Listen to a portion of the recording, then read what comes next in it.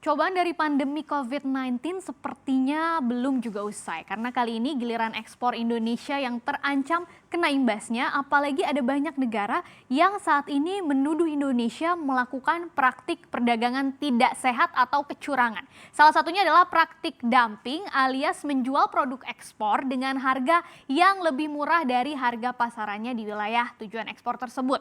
Nah, jika tuduhan ini berhasil dibuktikan bahwa memang ternyata Indonesia benar-benar curang, maka sejumlah produk ekspor Indonesia ini akan dikenakan bea masuk anti dumping dan akhirnya akan menggurus devisa ekspor kita Indonesia. Nah, siapa sajakah negara-negara yang sering menuduh Indonesia dan produk apa saja yang paling banyak mendapatkan tuduhan ini? Kita akan bahas bersama bagaimana ekspor RI akhirnya diserbu tuduhan curang ya.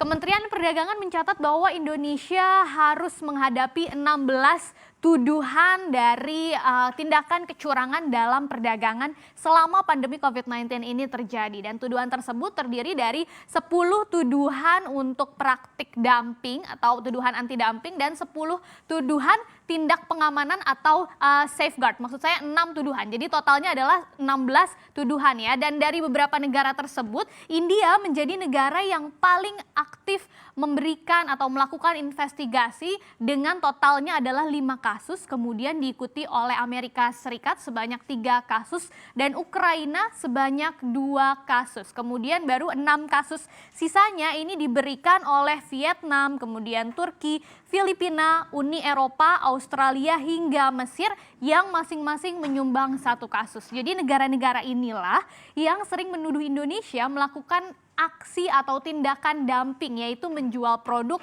dengan harga lebih murah dari normalnya, kemudian juga mengekspor produk yang sudah diberikan oleh subsidi dari pemerintah, serta mengekspor dalam jumlah yang sangat besar ke suatu negara ini ya. Dan tuduhan-tuduhan tersebut setelah ditelusuri menyasar berbagai produk yang mencakup mulai dari MSG atau monosodium glutamat, micin ya, ternyata Indonesia juga mengekspor micin dan dituduh melakukan kecurangan, kemudian baja, aluminium, kayu, benang tekstil, bahan kimia, matras, kasur, dan sampai produk otomotif. Nah, jumlah tuduhan yang diterima dalam kurun waktu 5 bulan ini di tahun 2020 selama pandemi COVID-19 ini ternyata menurut Kementerian Perdagangan memecahkan rekor dibandingkan tahun-tahun sebelumnya yang biasanya rata-rata tuh 1 tahun hanya ada 14 tuduhan. Sementara ini baru dalam 5 bulan pertama kita sudah mendapatkan 16 tuduhan. Nah, dengan adanya tuduhan ini, Kemendak menyebut Indonesia berpotensi kehilangan devisa ekspor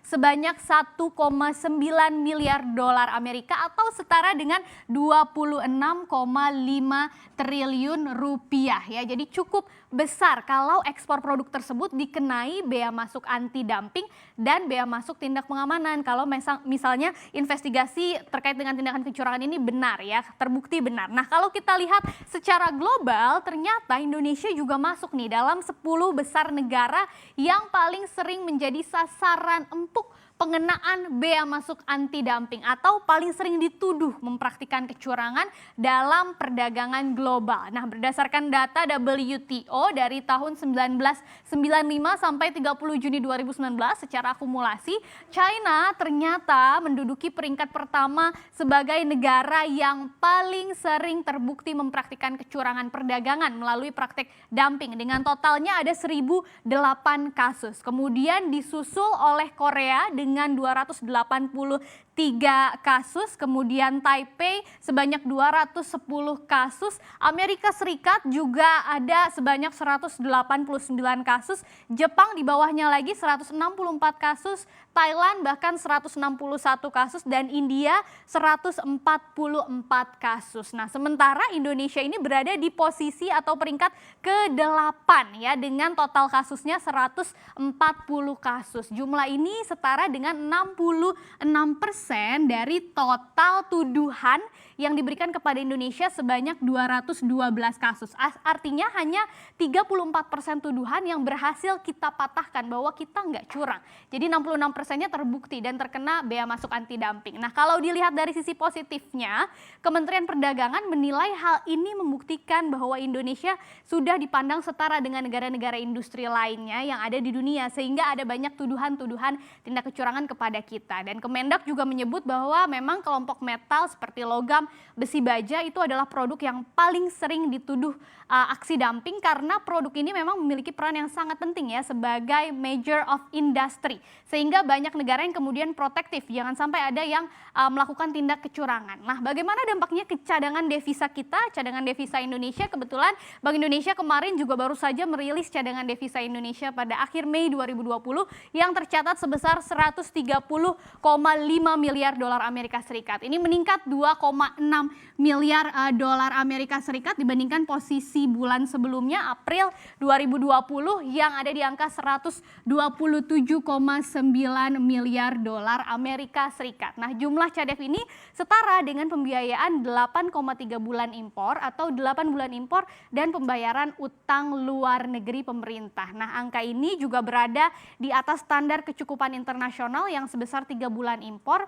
Dan menurut BI, cadef ini terutama kenaikannya dipengaruhi oleh penarikan utang luar negeri pemerintah dan penempatan valuta asing perbankan di Bank Indonesia ya. Dan memang kedepannya pemerintah ini berupaya keras meningkatkan kontribusi ekspor tadi sebagai penopang utama cadangan devisa kita.